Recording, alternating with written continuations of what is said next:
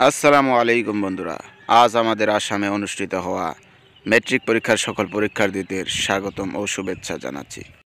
তারপর তাদের জানাচ্ছি একটি সাবধানবাণী, যেখানে এবার নকল করার সঙ্গে সঙ্গে তাকে পোড়ানো হবে জেলে এবং তাকে ধার্য করা হবে জরিমানা। তাই সবাই থাকো নকল থেকে সাবধান এবং ভালো করে পরীক্ষা দাও।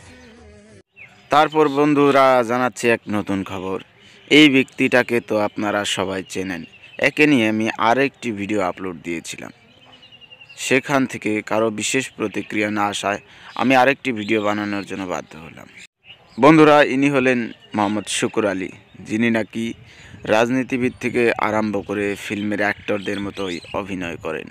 তার টার্গেট কখনো রাজনীতি, কখনো অ্যাক্টিং, আবার কখনো আবেগিকভাবে ধর্মীয় স্থলে গিয়ে তীব্র ইবাদত। বন্ধুরা, এরকম ব্যতিক্রমধর্মী ব্যক্তি দেখে মানুষজন তাকে খ্যাপানো শুরু করে। যেখানে যায় তার সঙ্গে সেলফি তুলে তারপর তাকে ঝুঁকানো আরম্ভ করে। অবশ্যই একথা অস্বীকার করব না যে তিনি একজন নরম দিলের মানুষ, কিন্তু আরেকটি কথা হলো তিনি মানসিক দিকে একটু দুর্বল। হঠাৎ করে মানুষে তাকে খ্যাপানোর চেষ্টা করা তিনি রাগান্বিত হয়ে ওঠেন এবং বলেন, আমি আজ থেকে আর মুসলিম ধর্মে থাকবো না, আমি আমার ধর্ম ত্যাগ করব, আমি মদ খাবো, আমি পুজো করব, এসব বলে বসেন। এক পর্যায়ে দেখা যায় তিনি সত্যি সত্যি মদ্যপান করে বসেন এবং লাইভ এসে বলে মদ পান করে অনেকটাই নাকি তার ভালো লাগছে।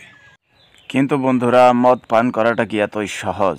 তিনি তারপর ভিডিওতে এসে অর্থাৎ লাইভে এসে তার সাফায়া দেন যে তিনি মদ পান করেননি, তিনি অন্য একটি জুস পান করেছেন।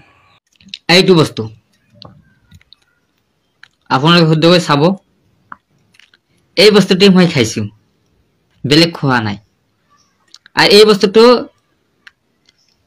আপোনালোকে জানে, তাত স্পষ্টভাৱে লেখা আছে ৰেড বুল বুলি লেখা আছে।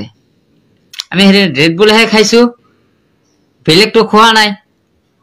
আৰু সেইটো খোৱাৰ আছেতো, সেইটোতো বেয়া বস্তু খোৱা নাই। মই হয় খঙতে মই এটা কথা কৈছো যে মই এইটো খাই আছো, খাবলৈ কৈছিলো, খাইছো।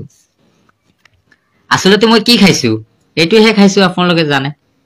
ইয়াৰ বাহিৰতো একো খোৱা নাই, মই ইয়াৰ বাহিৰতো একো খোৱা নাই, মই এইটোহে খাইছো। সেইটোতো বেয়া বস্তু নহয়, মই আকৌ খাই আছো।